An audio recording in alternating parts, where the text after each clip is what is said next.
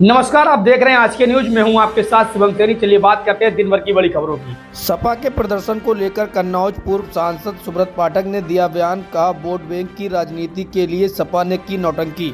दरअसल आपको बताते चले तो सपा के प्रदर्शन को लेकर पूर्व सांसद सुब्रत पाठक का कटाक्ष सामने आया।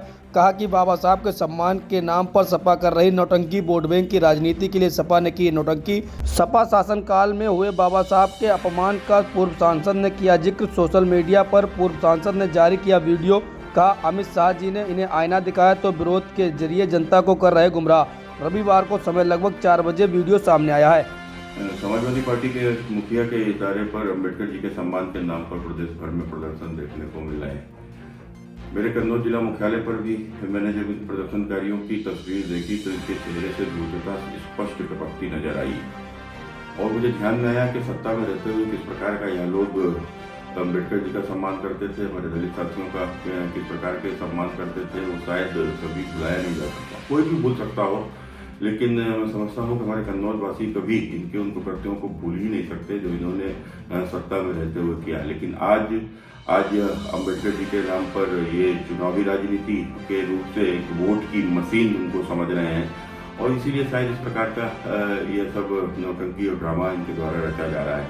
हम सबको याद है कि जिस प्रकार से समाजवादी पार्टी के नेता आजम खान जो आज जेल में बंद हैं, वो किस प्रकार से बाबा साहब को भूमाफिया बताते थे और गांव-गांव उनकी खड़ी जो मूर्तियां, खासकर जो हाथ का इशारा करते हुए जो मूर्तियां हैं, उनको बताते थे कि इस जमीन के ऊपर कब्जा कर लो।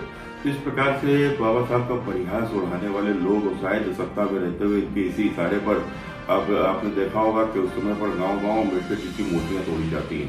कैसे भूल सकते हैं कि समाजवादी पार्टी की सरकार बनते ही लखनऊ में जो मूर्ति जिस समय के ऊपर बाबा साहब की मूर्ति थी, वहाँ पर श्री कांशीराम जी की मूर्ति थी, बहन मायावती जी की मूर्ति थी, इस समाजवादी पार्टी के नेताओं ने किस प्रकार से उनको मूर्ति को तोड़ा और तोड़ने का प्रयास किया।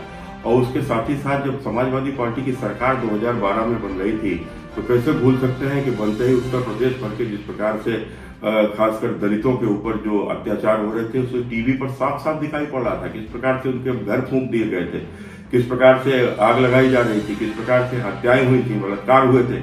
एक ही दिन जिस दिन समाजवादी पार्टी की सरकार बनी थी, उत्तर प्रदेश में न जाने कितने ही दलितों को अत्याचार सहने पड़े थे। और यही नहीं, समाजवादी पार्टी की सरकार बनते ही यही कन्नौज के वो प्रदर्शनकारी जो आज प्रदर्शन कर रहे थे बाबा साहब के सम्मान के नाम पर, मायावती सरकार ने कन्नौज मेडिकल कॉलेज के बने उसका नाम बाबा साहब भीमराव अंबेडकर मेडिकल कॉलेज रखा गया था और उसका एक बोर्ड बाकायदा जीटी रोड के ऊपर लगा था।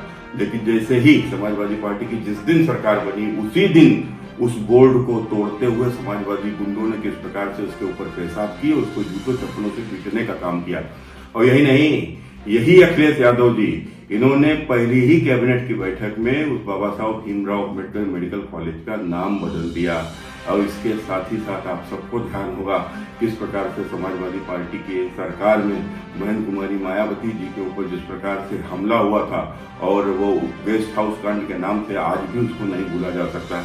यह समाजवादी पार्टी आज इस प्रकार की जब नौटंकी करती है तो स्पष्ट रूप से यह नौटंकी के साथ साथ यह उनकी वोट की राजनीति भी साफ नजर आती है।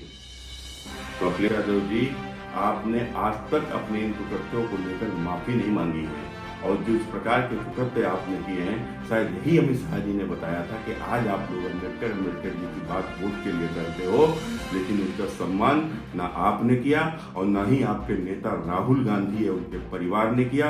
अम्बेडकर जी को एक बार नहीं कई बार अपमानित किया, उनको कोड़े मारते हुए जवाहरलाल नेहरू के द्वारा हंटर से और उसको कोड़े मारते हुए कि फोटो कार्टून वो एनसीईआरटी की किताबों में छपाया गया। जिस तरीके का अपमान आपने किया बाकी सार्वजनिक है। किस प्रकार से आपके साथी कांग्रेस ने बाबा साहब को जीते जी उनको कितनी बार अपमान किया, अपने परिवार भर को उन्होंने जिस प्रकार से भारत रत्न दे दिया, लेकिन बाबा साहब को इस लायक भी नहीं समझा और तो छोड़ो पद्म विभूषण के लायक भी नहीं समझा, उनके जीते जी उनको वह भी नहीं दिया। आज आप लोग इस प्रकार की राजनीति करते हो, जनता सब समझती है और सब समझ रही है।